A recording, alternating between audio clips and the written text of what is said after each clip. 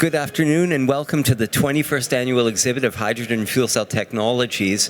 It's really difficult to keep track of everything that's happening here because changes are swift from year to year. Also, the complexity and the variations of the technology, it's huge. And we need someone who has an overview of what's happening. I remember last year I talked with Dr. Kerry Ann, we call her Kerry Ann, about all of these developments. You, of course, you operate Fourth Energy Wave, and it's a platform that informs us about the developments within this industry, among other things. But you're a specialist, so please welcome with me Kerry Ann from Fourth Energy Wave, and our topic for today is business as usual a thing of the past? So is it? So when we were talking about, so Brian and I chatter and gossip and argue about the industry quite a lot. And last year when we were up in here, we were doing a retrospective about how much things had and hadn't really changed over the past 10 to 15 years. And what I saw in the last year is that everything that we talked about a year ago, nobody could have foreseen. Nobody. And we had been in a business as usual phase of we're growing, it's great, don't worry, just keep going, just keep a little bit tomorrow and a little bit the next day. If anybody had said to us too last year that there'd be an order from South Korea for 30,000 fuel cell buses over the next decade, we would have said put the beer down and walk away. Really, don't worry about it. Nobody could have seen that coming, but that happened 3 days ago. Nobody could have seen the Chinese order of 300 buses coming, or the Alstom for 200 fuel cell trains. And this is what we mean about there was business as usual, which was keep calm and carry on, and now we're living in a new world.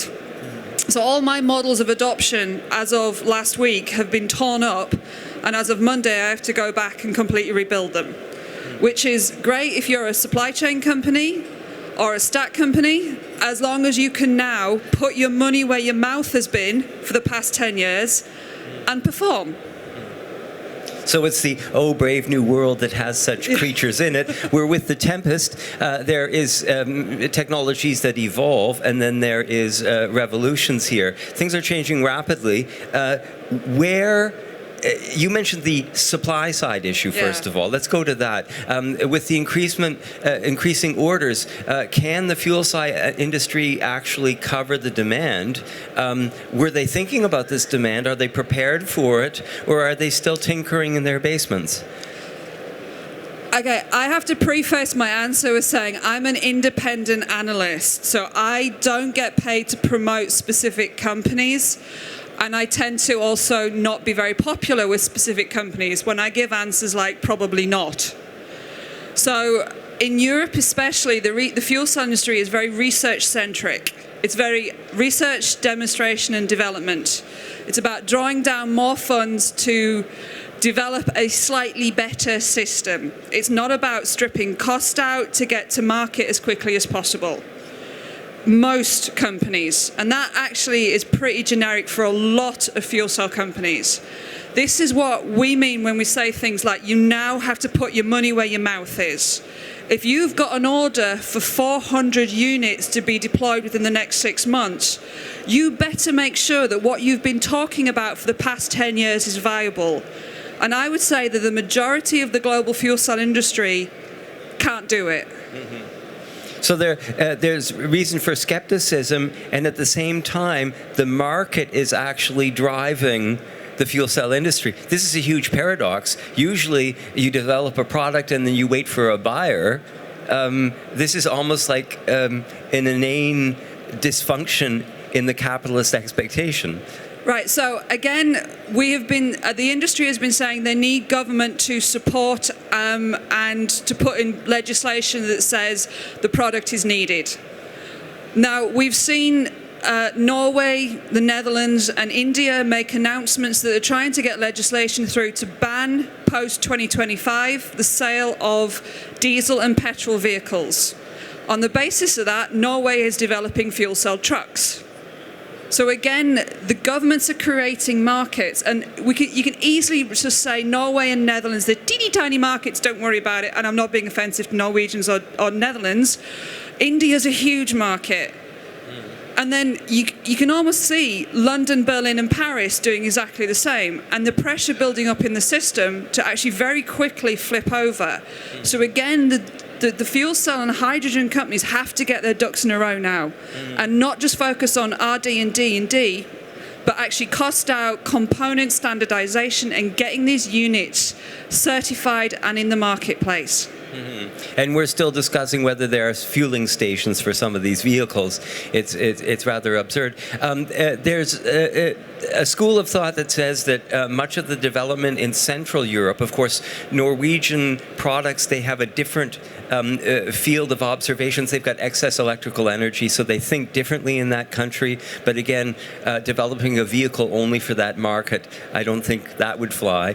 But the urban motor, when I say that, what I mean is in Berlin, there are already several days per month in the summer where it is, according to European law, illegal to have emissions so high. That is, they should be forbidding traffic within the city, particularly diesel, because it's so obnoxious. The fine particle stuff, it just doesn't leave the body, but also the ozone pollution.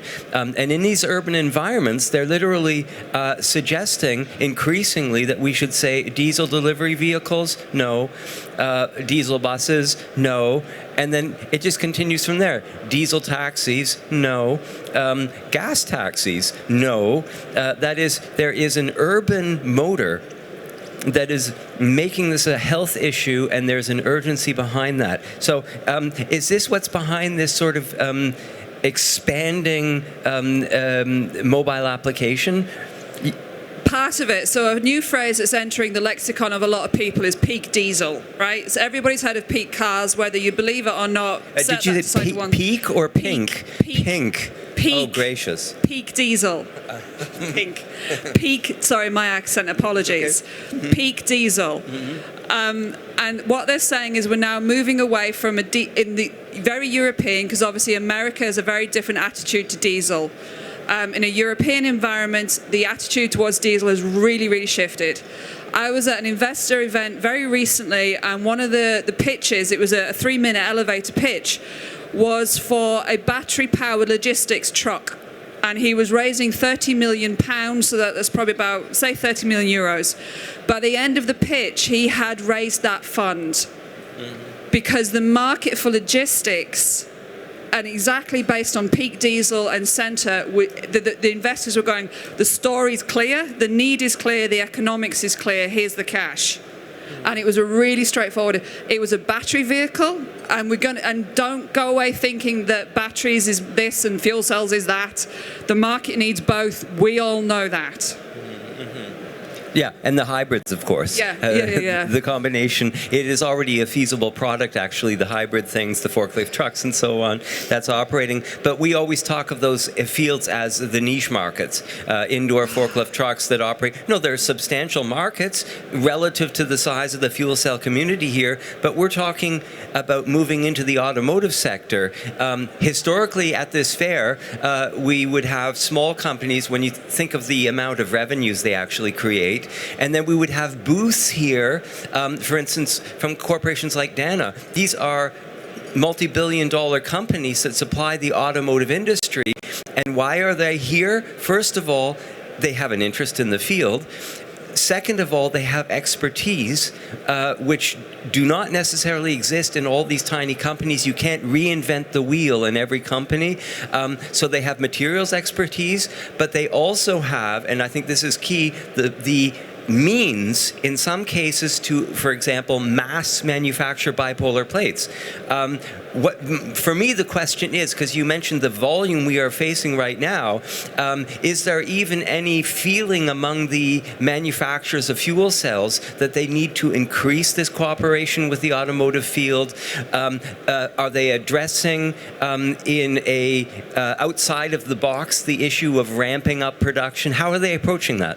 So it's an interesting question, because I have had exactly that discussion with quite a few companies here the past few days. So the question is, how do we get cost out? Is there components off the shelf that we're not using in fuel cells today because there has been enough funding to build these premium quality systems that are almost over-engineered just to make sure that they work? And now we're going through this weird process of de-engineering some systems to say, what costs can we strip out by putting off-the-shelf componentry in? So there is some really interesting dialogues, not just with the automotive industry, but with any industry that mass manufactures. You have people who do manufacturing for a living, literally do manufacturing for a living, just coming and saying, we can do this at volume. Why are you even thinking about trying to work out how to build a manufacturing line? Here's my business card. This is my number. We'll just build it for you. Don't worry about it. And it's that taking problems away that the standardized industries are now trying to do for the fuel cell industry. And we need that dialogue to happen. And now, in this brave new world of ours, it's going to happen a lot quicker. It almost makes me think that the niche market applications have been detrimental to mass marketing these things. What I mean by that, though, is if you have a billion-dollar IT facility and you need a fail-safe backup power facility to that facility, it has to be fail-safe. There's too much in play there. And there, the question of how much that unit costs is almost secondary to the question of how reliable it is. Can it operate for an hour or two? Can it kick in instantaneously? So that's where you get the engineers crawling out of their caves with the thick glasses after they've worked for a year and a half on finding a solution to that one problem. But if they approach the automobile with that same mentality, with those thick glasses, they're going to drive into a wall. So I'm sure you didn't mean to insult every engineer who's now sitting in this audience. They're used to it. They're used to it. Okay. The reason I wince when I hear the word niche is I think it's a very derogatory term for markets that aren't the scale of automotive, but actually make really good revenue streams for companies. So if you look at some markets, they are substantially smaller than the automotive or the residential market. But the hardest markets to go after ever in this is going to be the residential CHP and the car market. Whereas when you look at telecoms, you look at off-grid, when you look at fuel cell rechargers for mobile phones, all right, 3 or 4 years ago, everybody sort of dissed that market as ridiculous. Nobody is ever going to pay for a fuel cell to recharge a mobile phone. Then companies like MyFC popped up and have shipped tens of thousands of systems. Celeron went to crowdsource funding, which is going to change everything. If you actually have a consumer-based product, go to crowdsource platforms to raise money. It changes everything. Within 2 days, they got the money for their product that wasn't going to hit the market for 18 months. And because they had a good story. That then unlocked private equity, and these guys are now going to be shipping their portable fuel cells. Well, I'm waiting for mine in the post if there's anybody from Celeron here. And so these markets might be niche in the traditional sense of the word, but they're bloody good business opportunities for companies. Of course, I didn't mean to diss the niche term. I love it, specifically because the furtherance of this whole community has depended on it on the one hand. The successful, the marketable, the profitable products that exist today are to a considerable extent niche markets, but I'm referring to things like forklift trucks that don't need 3 batteries, which take 8 hours to charge. They fuel in 3 minutes. They operate on the hybrid system of a range extender hydrogen fuel cell and batteries. It's a wonderful, elegant solution, and it saves money. So this is wonderful. It increases the volume of production. That is great. What I find interesting is the shift in discourse that we're facing right now. If we take electrolysis and we're simply moving down, production of hydrogen, I have seen 2 entirely discrete, different discourses on electrolysis. You have people who are thinking of remote fueling stations. beautiful solution to the problem of how to create fueling stations across Europe. That is, you have a solar source or a wind source, you have a pressurizing station, it pressurizes the hydrogen, and you drive up your car and you refuel it. It is automated. It can be monitored remotely. It does its job. You don't even need that nasty guy in the fuel station who takes your credit card. It's fantastic. But the shift is, what about all that energy that's being generated in the north of Germany with the turbines? We're turning the turbines off, and you have someone else who says, we have to think big. Look at the guys at ITM. They want to store terawatts of energy.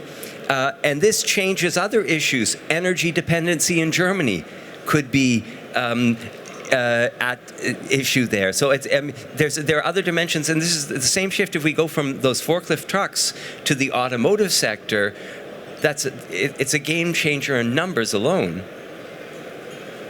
Yes. Yeah. Yes. So part of my job as an analyst, I do a lot of long-range forecasting of the sector. Like I said, my model's just been lobbed out the window. Even if you take the old model and after 3 beers and a pencil, do the maths of how much hydrogen is going to be needed in this brave new world of ours, we really do need companies like ITM, like Siemens, like Hydrogenics to increase. We really do. What is missing from these solutions, though, is often production of hydrogen can be done from various routes. I'm not an engineer, so I keep my words short. Production of hydrogen can be done. It's not that technically difficult. They have promised me that. What is missing, though, is who is then going to store, distribute, and sell that hydrogen? Unless you're an end-to-end producer like the Lindes who have got the refueling stations, or you can take the hydrogen from where it is produced if you don't put it in the gas grid, which we still have to work out codes and standards for, then what are we going to do with the hydrogen? So there's an engineering solution to everything. There really is an engineering solution to everything. The market is still some way behind some of these engineering solutions, which is where we've got to catch up from the market and the engineering to put this whole beautiful paradigm shift, new world together. And then power to gas has a play. At the minute, power to gas is regulatory difficult to do rather than engineeringly difficult to do. But it's interesting that there are some companies who are very aggressively addressing that issue, and they're thinking about implementation, and they're returning to a concept that was actually around in 1928 in Brussels, where they were putting hydrogen into the natural gas grid as a way of saving that resource when the lights weren't on at night. And from a completely different perspective, we need this top tier of companies to do that thinking big, because as much as it pains us to say it, I would say 80% of the fuel cell industry has got no desire to be commercial or hydrogen industry. They like R&D. It's a comfortable space, and there's a lot of money to do R&D. Whereas we need the ITMs, we need the Hydrogenics, we need the M-Fields. I'm looking around here. We need these companies to actually get out there and sell at volume. And at least, thank goodness, now we have some companies who are doing that.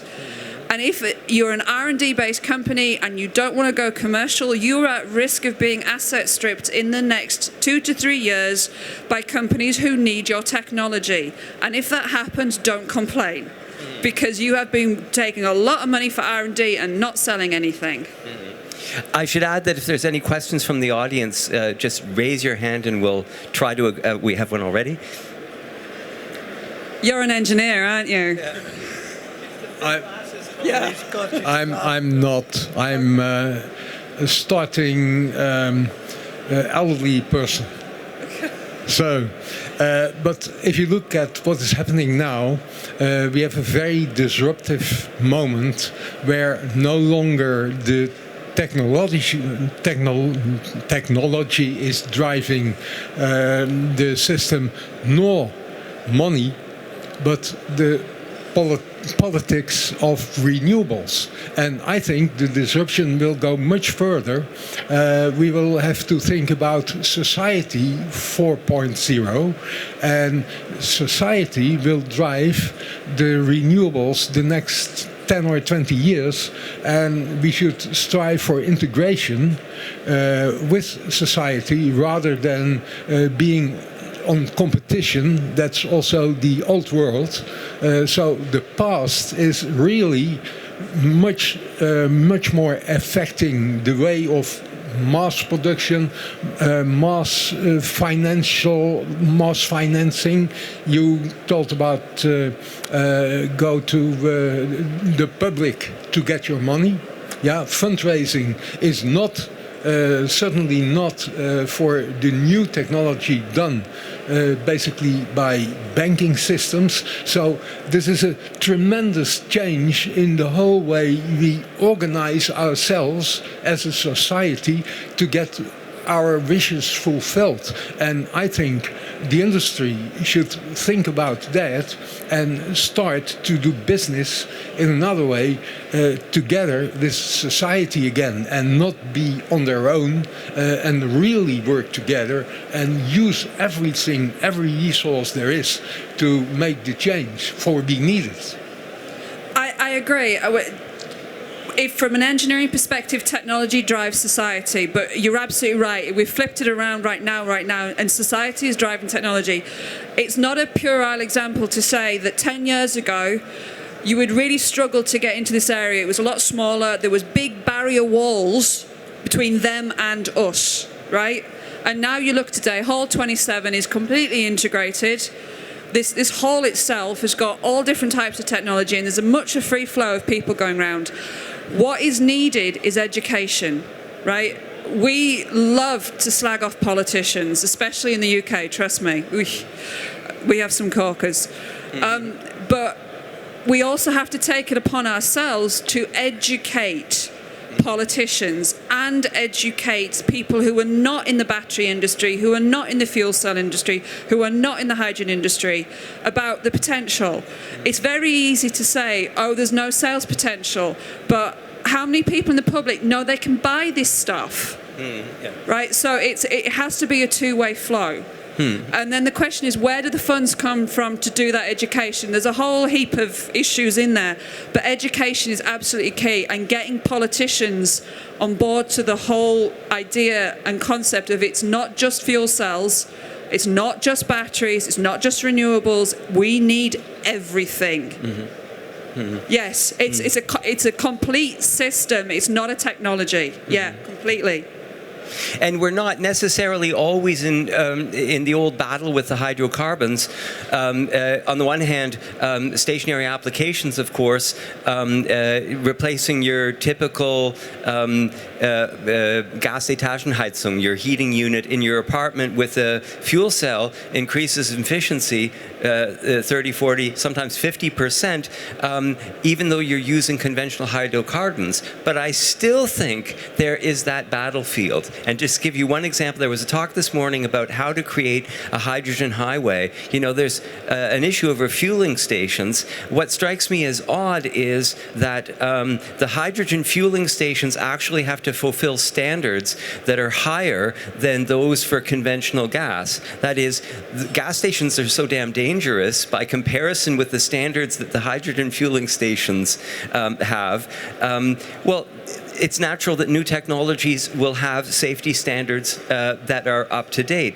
On the other hand, though, within a city, anyone living close to a gas station is at a health risk that is noticeably higher than if that were a hydrogen station. And there's no lobby out there saying if you want to operate a conventional gas station, you have to supply hydrogen. We can't do negative lobbying. We have to always do a positive message to the industry, a realistic positive message as well, because hydrogen does have its own issues.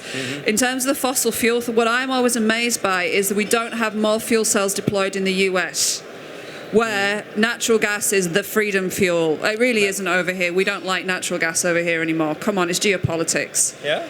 In Britain, it's like we're trying to move away from natural gas. Okay. Whereas there is a lot of cheap natural gas in the US, and I'm amazed that nobody is targeting a 5 kilowatt unit into the American home system. I'm amazed by it.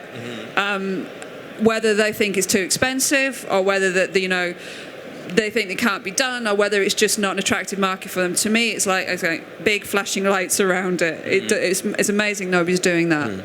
Kerry Ann, you've got your crystal ball. You study the field, you look at historical developments. If you look into your crystal ball, having seen everything that's happening here in 2016, what do you anticipate is going to fly, and what's going to flop? So I'm going to answer that question a slightly different way. I think the consolidation of the industry is going to speed up so much because markets are really starting to develop now, which means that a lot of companies who need to deploy fast are going to be on buying trips. So the number of companies going to get asset stripped is going to absolutely jump forward. The supply chain is going to grow. The volumes in the supply chain have to grow. In terms of markets to watch, if that's what you're interested in, trains, light urban railway, without a shadow of a doubt, watch that. Even in the US, which they are starting to come around to light urban rail. Integrated personal electronics in about 3 or 4 years' time. So your fuel cells are actually integrated into a laptop. And off-grid. The off-grid market, and power to Africa is a very emotive issue, but we're not just talking about power to Africa, we're talking about off-grid right around the world. But if you are interested in that, and because I'm up here, if you don't allow me to give you one slight plug for my company, each year I put out an annual report on the industry. It's a free download. I'm going to repeat that word because it's very, very, very happy in the future. Free. If you go to my website, which is fourthenergywave.com, at the end of May, you will be able to download this year's annual review, which does a retrospective of last year and looks forward for the next 2 years. So I will publish it everywhere, but if you would like a copy, that's where it is. If you can't remember the company name, give me your business card and I will email it to you direct. That, with all those numbers, is due out at the end of next month, May. And you'll see this video, it'll be uploaded within an hour and a half or two, and we'll repeat the address there. It's fourthenergywave.com. Okay.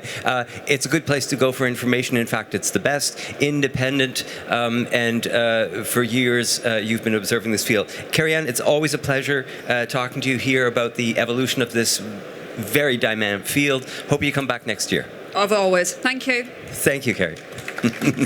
So, and thank you. We'll be up on the stage in literally 35 seconds with Professor Andreas Friedrich, who is head of department of the Electrochemical Energy and Technologies at Deutsche Luft- und Raumfahrt, DLR, and we'll be talking about research and development for next generation of fuel cells and electrolysis. Stay tuned.